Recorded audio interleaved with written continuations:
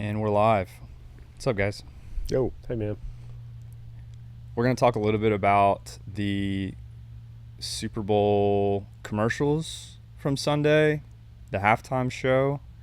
That's going to kind of blend our faith and freedom talk for today. And then, Granger, you have some interesting story of an interesting guy kind of living off the grid for outdoors. Yee Yee is an outdoor brand built on faith, freedom, and the outdoors. My name's Parker. I'm here with Granger and Tyler, my two brothers.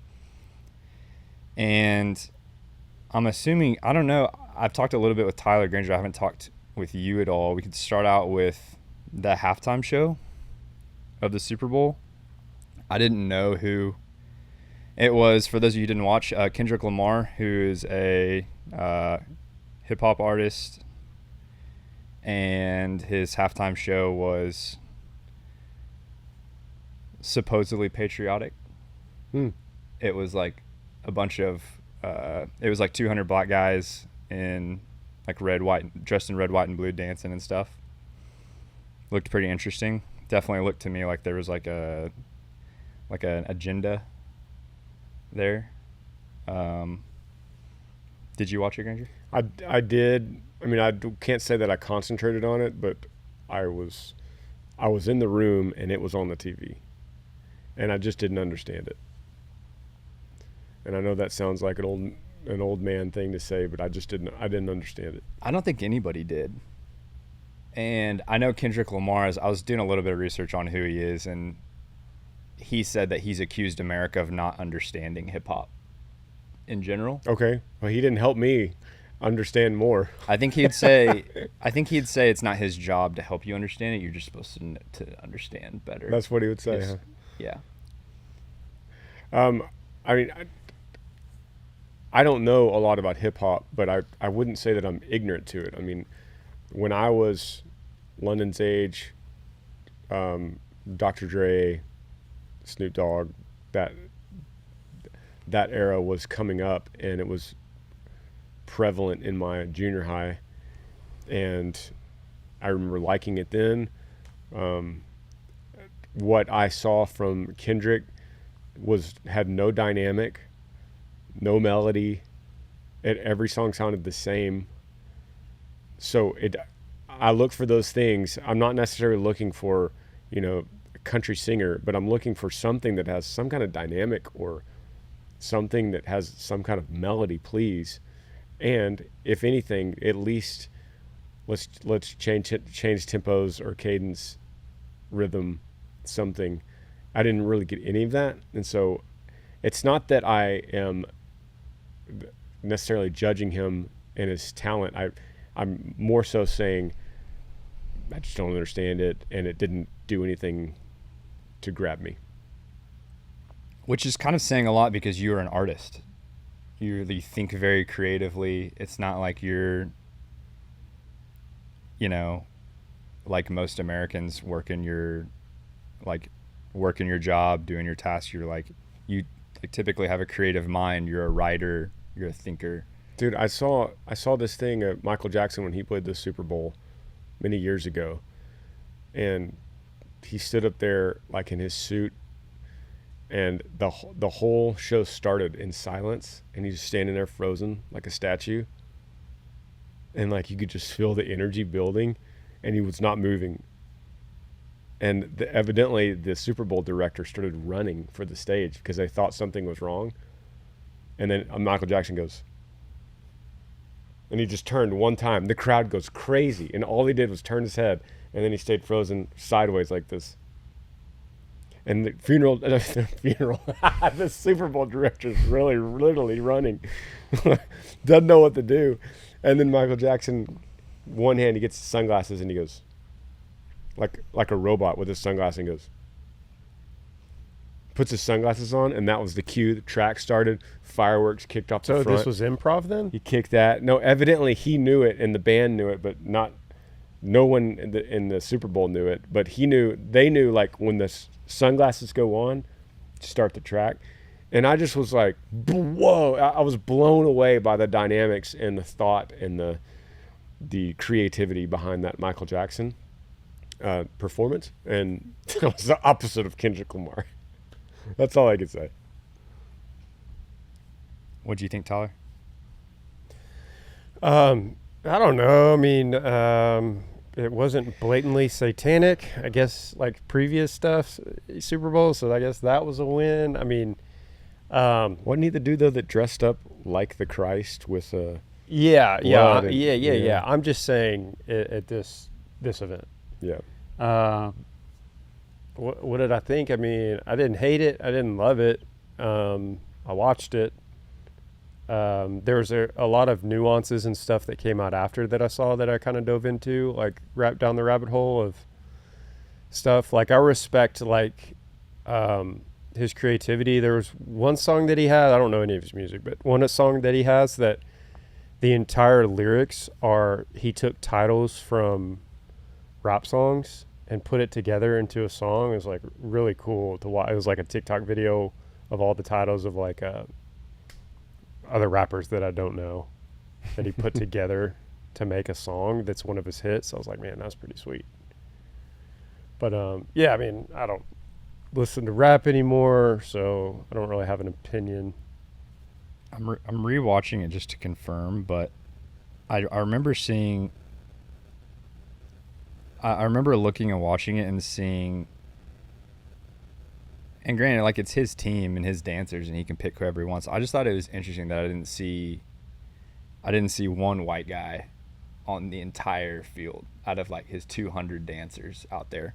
So it was kind of a message you're saying. I think it seemed like it was to me, and like I could be wrong, and like I'd love to give him the benefit of the doubt, but it just seemed kind of weird, man. As much as people are accusing conservatives of lacking diversity and inclusivity, I know Matt Walsh has talked a lot more harshly about it than I am right now, but he kind of touched on it a little bit. He was like, it's almost like it's not racist if you're not white and you do it. You know, it's like, can you imagine if it was 200 only white guys out there dancing and they all lift up their fists like this over and over again? You know, like It'd be racist, yeah. it would be racist. And it just seems like sometimes the opposite extreme from these other cultures is to,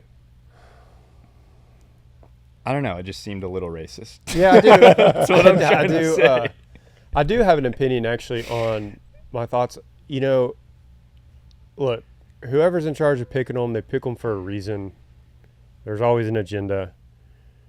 But man, this was the first year. You know, it's been a joke in the past, like let's get Earl Dibbles up there to do the halftime show. But it's like, can we get like country music artists? 1994. Like, Travis Tritt was the last one, and it is just like, man, that's cool. It's like, can we not get like Chris Stapleton and Cody Johnson and Riley Green? Like, if we're talking about star power, and we need to add some guys for the country world to, you know, equate views, like, cool, let's get like the superstars together and do a cool country music show. Like, to Parker's point of like exclusivity, it's like, let's give everybody what they want. Like, we've had so much rap lately, I feel like, with The Weeknd, and then last year was like 50 Cent and Dre and Eminem, and it's just rap every time. And I get that that's super popular for masses, but can we just get some country music? That's all I'm saying. Let me ask you guys a question. This is going to be so ignorant on my part, but okay, I'm sorry, this sounds so stupid as it comes out of my mouth. You think the Super Bowl's losing popularity? Like, do you think people care less now? Yeah, for sure. Or is it just me? Because I definitely care less. I definitely just don't care that much. I didn't really care about the game. I didn't really care all season. I care a little bit less every season. I will say for 1 second when Philadelphia won and they were shooting confetti, for 1 second I was like, oh man, what is it? What does that feel like for, I bet Eagles fans are happy and pumped right now. Mm-hmm. Well, sure wish the Cowboys would do that again. But even, I don't care about the Cowboys Maybe like I your did team as a just hasn't kid. been good for so long. No, Granger. I put myself in that question. I said, what if this was the Cowboys? And I thought, I don't know if it'd be that big a A deal. lot of stuff has changed since you were a kid. I don't think it'd be that big a deal. I mean, my life is obviously very different. But last year, the Super Bowl happened as Ant-Man and Amber and I were flying to Israel. I didn't watch a single play and didn't miss it. This year, I barely watched it. I'm just, 5 years ago, Amber and I went to the Super Bowl and represented Bud Light. Remember that? And Tom Brady won it. But I just don't care, and I wonder if professional football is losing popularity. Well, I'll give you the stats. Last 5 years, Super Bowl viewership was 2021, beginning in 2021, 95 million viewers. 2022, it was 101 million. 2023, 115. 2024, 123 million. 2025, 126 million. I am so wrong. So viewership has gone up steadily. I think it's just I'm being sanctified by the Lord, honestly. You know what was another interesting stat that I saw? Speaking of racism, was the NFL accounts posted Jalen Hurts, congratulations, the fifth African American quarterback to win a Super Bowl, and it had like Russell Wilson, Patrick Mahomes, some other guy I don't know, and Jalen, and then one other I'm missing. But Did McNabb win one?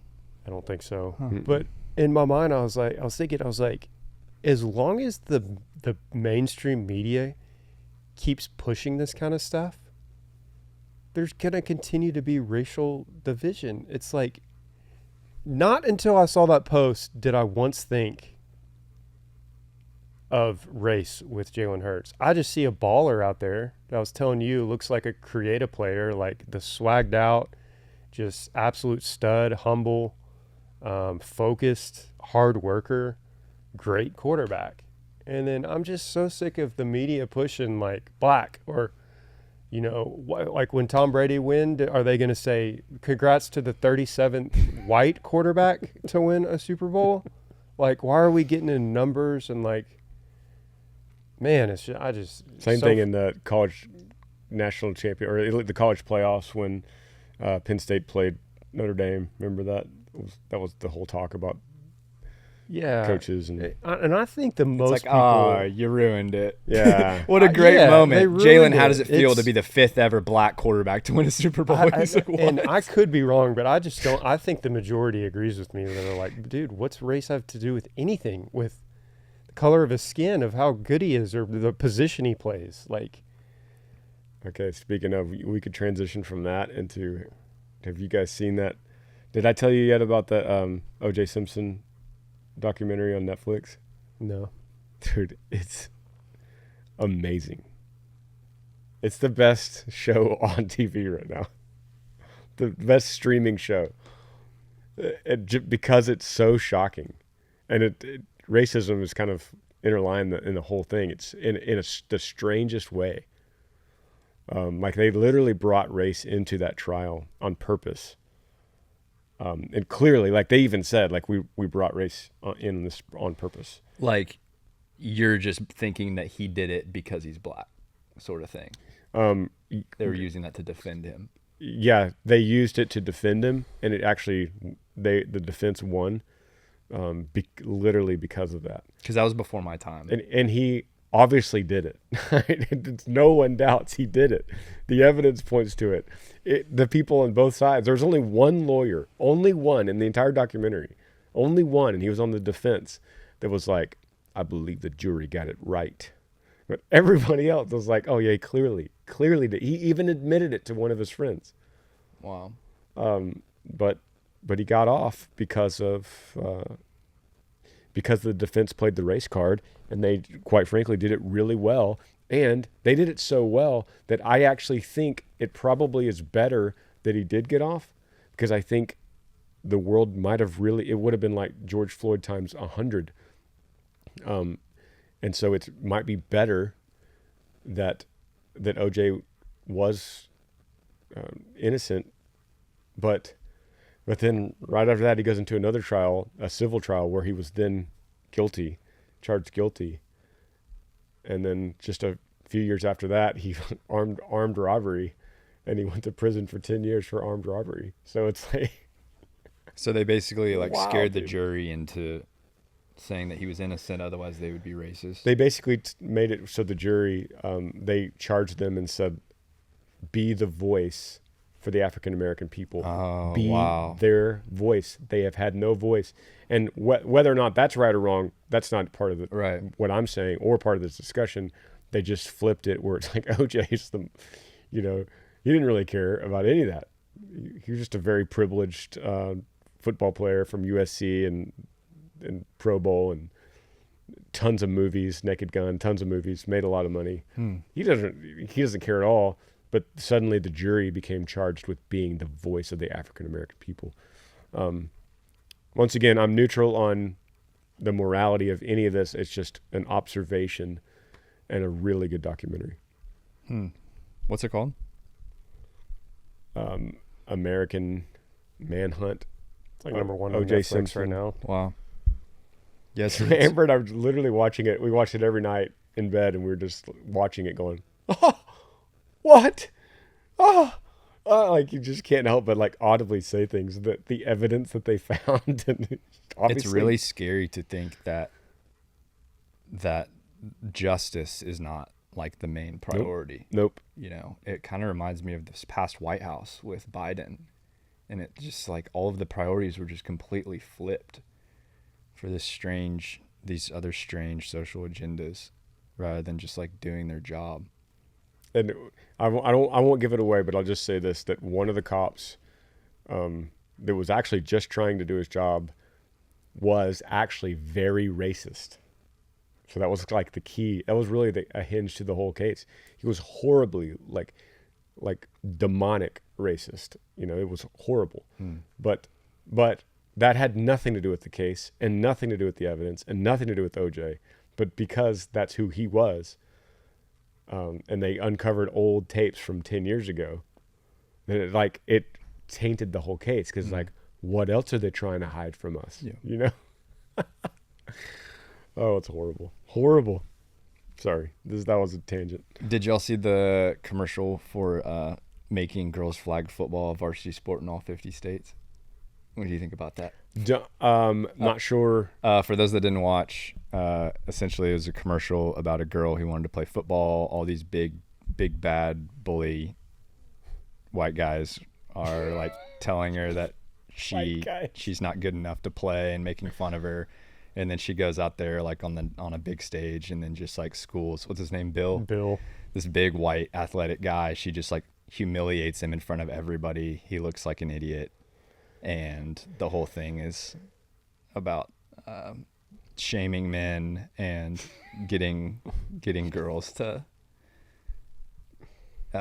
play flag football, not real football, flag football in all 50 states to make it a varsity sport. What were you going to say, Granger? Nothing. I did see that. I saw a girl team the other day. Lincoln was playing, and on the field behind me was an all-female flag team, and they were whooping up on the boys.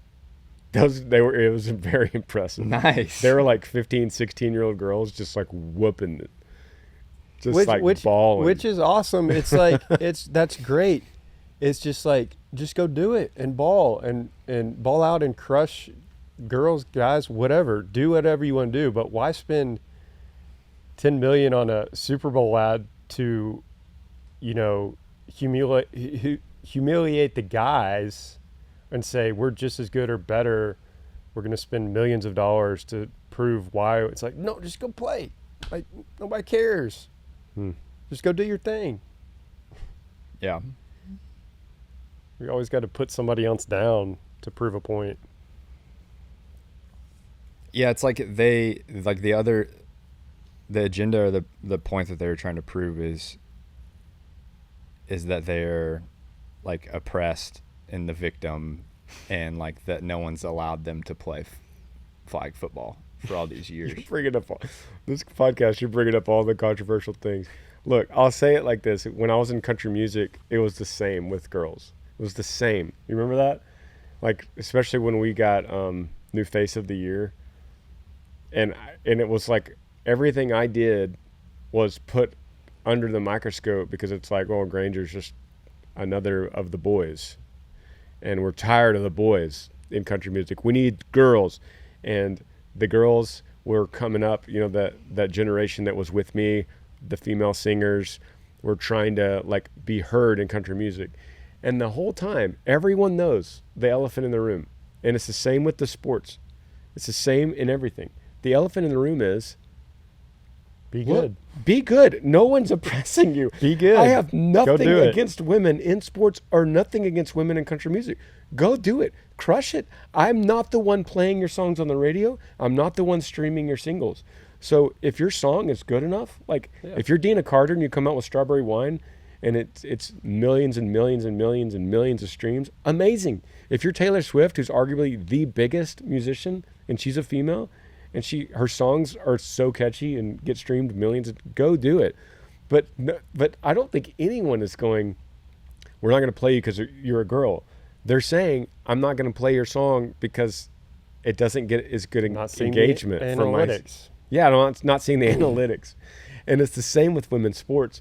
No one is saying we're oppressing women's sports. We're just saying, hey, what's the viewership like? If you sell a bunch of tickets to women's basketball, amazing. We're going to put you up front and center, right? I mean, that's the bottom line. It's money and viewership. I wish it wasn't that way, whatever, but it's just analytics.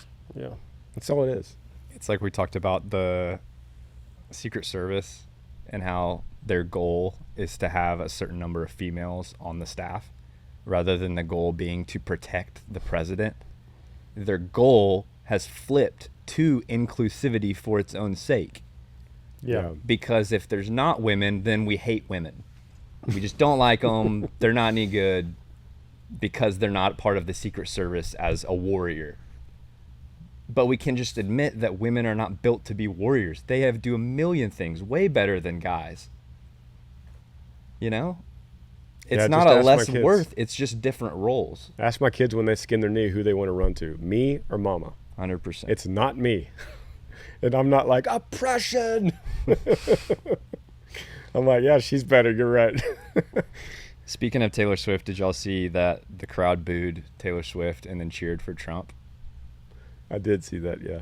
Isn't that an interesting... Maybe I saw more than I thought I Isn't did. that an interesting flip of the general public? Seems to just have kind of I flipped. think it's a good indication of the media. If they keep shoving stuff down our throat, people these days are smart with social media and just like, I don't want to see that anymore. Taylor was Nobody very cares. open about being anti-Trump with her pro-choice beliefs and outwardly supporting Kamala. I don't know if that had anything to do with it or people were just tired of seeing Taylor Swift with Probably the a Chiefs. lot of both. Yeah. It's interesting that they cheered for Trump, though. Why does everybody love Trump, man? Just because He's so, just he's truthful, so man. polarizing. Tired. It's cutting through Says the what BS. the people want to hear. We've It's been funny. lied to in I wish I could the live. past 5 years. I wish I could live another 60 years just to watch the documentaries and read the books on once they have studied Trump long after he's gone. There'll be some really interesting studies on that. Yeah. All right, last commercial, last controversial commercial, the He Gets Us campaign. It's gotten a lot of flack. It's gotten really good feedback. It's gotten really bad feedback. The commercial this year from He Gets Us, which is a organization whose let me just get their little one of their mission statements here. It says, He Gets Us tells the story of Jesus through a modern lens and how he fought for radical love and inclusion. So that kind of shows what their agenda is. And they are known for having these extremely vague commercials on big stages. They've raised hundreds of millions of dollars. They were formed in 2022. And the latest commercial, the Super Bowl, was like, what is greatness? And so it was people serving and showing like what true greatness is compared to the world, which sounds great. But it was really vague. And then they always subtly put in, like there was a guy with a John 3:16 hat hugging somebody who was trans with a rainbow flag. And so it's always this like, and then last year's was Jesus washing the feet of somebody with a rainbow flag and like a trans flag. So it's always this hard line where they're wanting to promote acceptance, or is it love, or is it acceptance, but then they don't really say, it's just he gets us. Did you guys have any thoughts? Yeah, I mean, there's a lot of thoughts, but Jesus did wash Judas's feet, and Judas, knowing that Judas was going to betray him, so that it's not so much. Of course, Jesus would wash a sinner's feet. Of course, a man with that understands John 3:16, of course, should hug someone that is struggling with their identity. Mm-hmm. But that's an obvious. But I think that's not what their message is. I think their message is trying to, they're trying to give a message of inclusion, where maybe that's the wrong word too. Maybe the better word is acceptance. Yeah, and affirming. Affirming, that's the better word. That's the word. They're trying to give a message of affirming. And that is apart from the love of Christ, or apart from someone who serves. Because yes, Jesus says, those of you that serve, the one that serves would be considered great. And so the message is correct, but it's tainted with a bit of corruption, which a bit of corruption, as Jesus would call the leaven, ends up ruining the whole batch. So it doesn't matter if you have a bunch right and a little bit wrong. The little bit wrong is going to ruin all of the right. And so that's the problem. Yeah, acceptance or affirmation of sin without a message of repentance or that's turning from the sin. Yeah, that's a good point. Because the question just becomes like, okay, love people like Jesus loved. Mm-hmm. And so it's like, okay, well, what is that love? You're showing him hug somebody who is in sin. And so, like, of course, Jesus ate with sinners. He spent time with the outcasts. Great. Right there alone. Great. You see Jesus hugging someone that's a sinner. Great. 100%. Now what? Yeah. So is love acceptance and affirming of somebody in their sin? Or is true love sharing what Jesus came to do and then what the Word of God says? Yeah, that's very, very easy. Put it in the context of someone is in a car and they're driving toward a road with a bridge out. Is it love to say, keep on going, keep on living the dreams on this road and take it wherever this road leads you? I think if you got down to that level of questioning with the founders of He Gets Us, I think that you would find that they have completely different ideas of what sin is and what hell is. Yeah. I think that they're probably universalists. That's just like, we're all trying to, I don't know. I don't want to speak for them, but I think you're right. I just don't see how you make an ad like that and not share the message that Jesus came primarily to give, which is not that he was a good moral teacher whose primary message was to love people. It was primarily first to love the Lord God with your whole heart, mind, and strength, and then who is God, and who is the Father, and then who is Jesus, and who is the Spirit, and what did Jesus come to do, and why is he here? God demonstrates his love for us in this: while we were still sinners, Christ died for us. The primary message is not that Jesus was a good moral. I don't know. It just affirms what the world already thinks of Jesus. People already do see him as a good. Everybody thinks Jesus. Almost every religion affirms that Jesus is a good moral teacher. And if everybody just loved people like Jesus loved, then the world would be a better place. but they don't want to see him as the only way. No one comes to the Father but through me. Jesus is the way, the truth, the life. That we are sinners who, I mean, you don't have to preach fire and brimstone, but at some point, it would be nice for a Christian commercial to acknowledge at some point that we're not just, Jesus is sitting there cheering us on to love people. It's the whole reason that he came, is that we're sinners deserving of hell, but he came to give us a way to have eternal life through his death. Jesus also gave us a way to tell the world about him, and it was the local church and not a Super Bowl commercial. So I'm not saying it would be sinful to think of using the Super Bowl commercial as a way to evangelize or proselytize. I'm not saying that. I'm just saying what's clear is we're given a mission to fulfill the Great Commission, and that happens through the local church. And it's going to happen in humble ways, in small ways.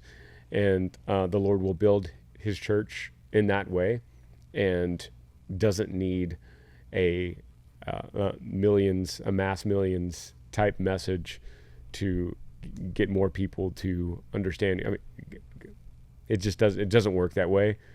And so we sometimes can get too caught up in thinking, how could I make the biggest message possible?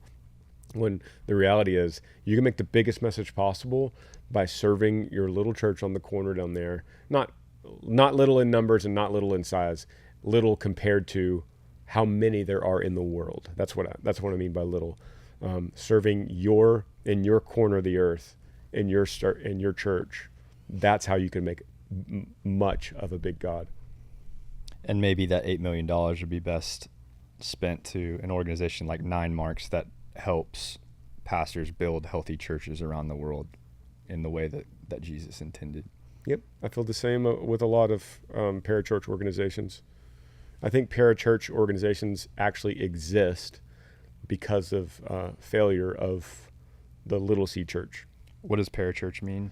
It means anything outside of the church, a ministry, an organization outside of the church, whether that's a men's ministry, a women's ministry, a youth ministry, a college ministry, a sports ministry, a missions ministry. I think they're all operating, and they're all, I think most of them are sincere in their desire to carry out the message of Christ, but they do exist because of a failure of a local church that didn't meet that. And that's a knock on the local church more than anything else.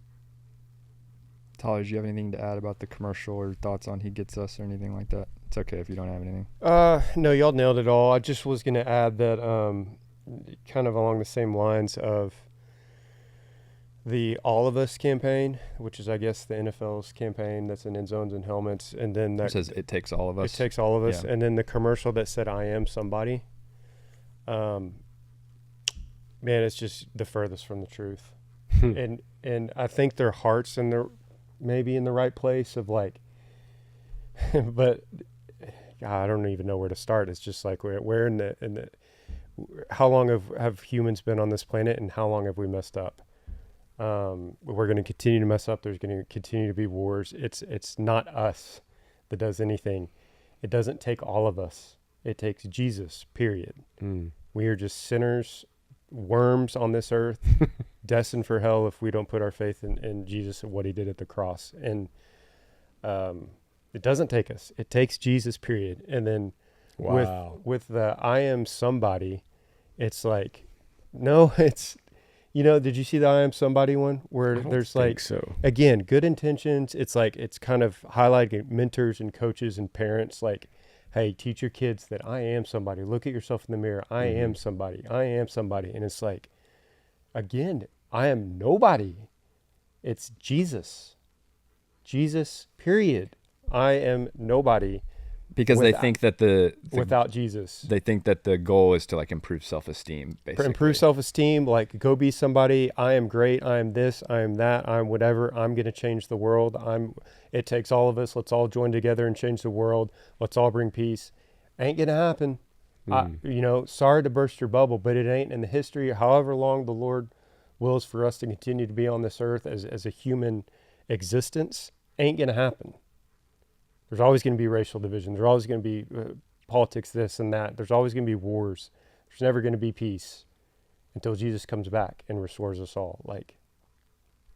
So it's just, that was a little frustrating. Again, good intentions, but Jesus is the way, the truth, and the life, like you said, and he is the only way that we're going to get what these commercials want. What was the Paul Washer quote that you were sharing with me this morning while we were working out? Let me pull it up real quick. Yeah, the motto "He gets us" is weird in itself. I mean, that's like such an understatement. He gets us. He made us. It's like he gets us. That's the. Sorry, go ahead. There's no such thing as a great man of God. There's only tiny little sinful men of a great and merciful God. Which then reminded me of William Carey, who's a missionary. Born, his tombstone says, born 1761, died 1834. And then below it says, a wretched, poor, and helpless worm, on thy kind arms I fall. Gosh. You can just Google that. It's so Google awesome. William Carey tombstone. And a lot of people would view that as, oh, well, you have no self-worth. Now you're just going to think less of yourself. You're just terrible. So now you're not going to have any confidence. So where do you guys draw the line between these people with good intentions wanting to build your self-esteem versus a guy who calls himself a wretched worm? It's the more you see him for who he is, Christ, you don't think of yourself less. It's not like you're taking any away from yourself. No.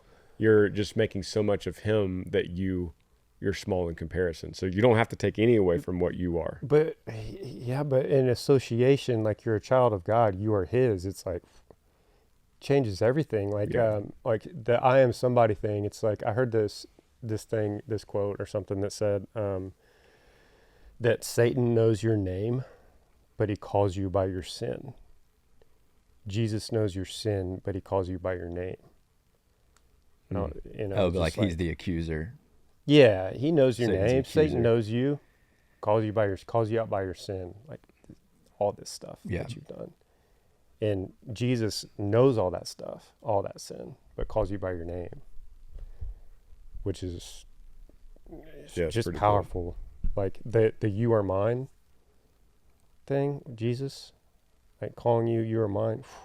That's powerful.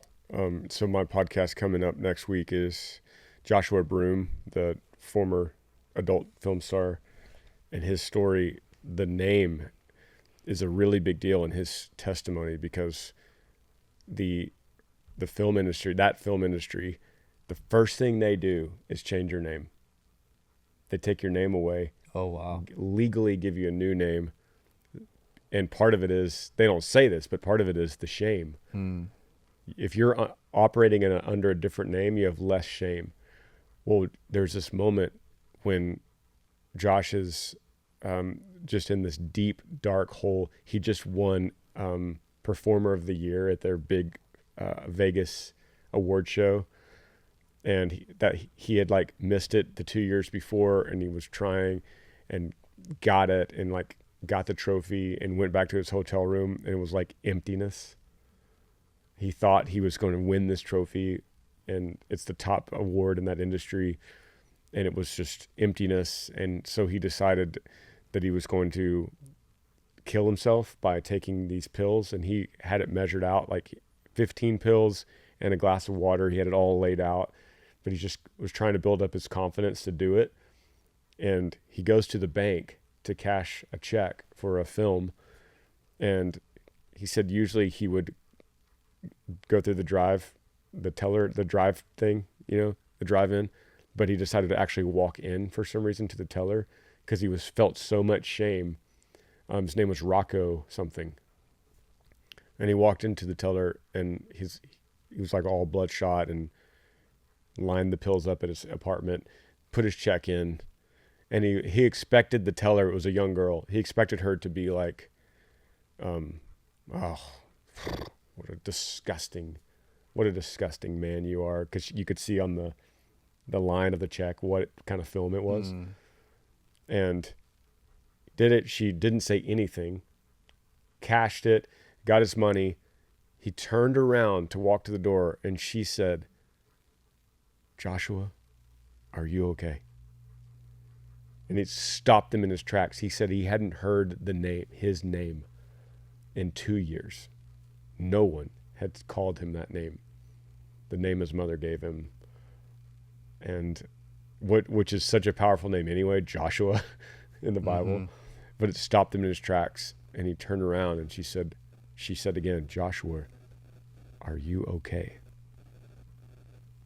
And that calling of the name, like you said, changed everything. And he believes that the Lord was working in that moment. But from then on, like I don't want to tell his whole story, but that's one of the hinges in it. And it continued. That continued as the Lord was pursuing him, and then he had a rapid, like a crazy rebirth soon after. Wow. Yeah, that'll be a great episode. Yeah. But yeah, Satan gives you a name. Or Satan calls you by your sin. Is that what you said? Yeah. He knows your name and calls you by your sin. Jesus knows your sin and calls you by your name. Yeah. You could also replace Satan with the law at that point. Like Paul talks about the law, the entire point of the law. The only thing that the law is good for is exposing our sin, to show us our sin. Yeah. It's why the 10 Commandments exist. It's why the law exists. So that... Man, and what's funny, like on the other side of this is like, maybe there's some viewers watching thinking, because I used to think this, like Christian goody two shoes, go to church, perfect little lives, like clean cut. Dude, like the more I get to know people at church, the more I hear stories with your buddies like Josh and then Heath Evans. Deep scars and sin that we all struggle with. And God just says, "I'm taking you." Yeah. Yeah. Yeah, it's so true. You're mine. Yeah, like It's time. You're mine. Everybody at church dealing with, affairs or tragic losses or, nobody, so my point is just like nobody's got it good. Nobody's just cruising on cruise control down the highway and life's great. Yeah. Yeah. So, yeah, whatever sin that you might be in, there's nothing that God can't take you out of. Yep. All right. I guess we'll call it there. Thank you guys for listening to the Three Brothers Discussing Life podcast. To the Three Wretched, Poor, and Helpless Worm podcast. We'll see you next week. See you guys.